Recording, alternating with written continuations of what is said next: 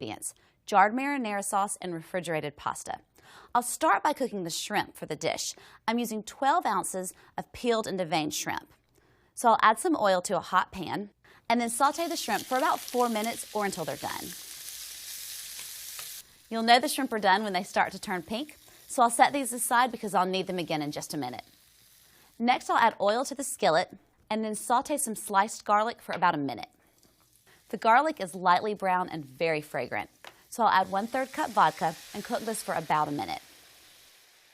Next, add 1 1/3 cup marinara sauce. Then we'll dress up that marinara sauce and help to make it a little bit creamy with 1/3 cup of heavy whipping cream. Just a small amount goes a long way and really adds to the flavor and texture of the sauce.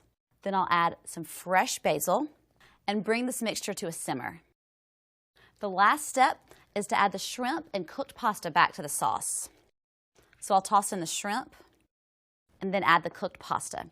I used 9 ounces of refrigerated pasta. And then give all of this a toss until the pasta is coated with the sauce. This is one of those recipes that I usually would order at a restaurant and never think that I could make at home. But the best part about it is that it can be made in less than 20 minutes, and it's been lightened so it has less fat and calories than the traditional version. I love to serve the pasta on a platter family style, and then I'll top with fresh basil. This dish looks so amazing. It's perfect to serve to company, and best of all, it's fast and easy. I hope you enjoy it.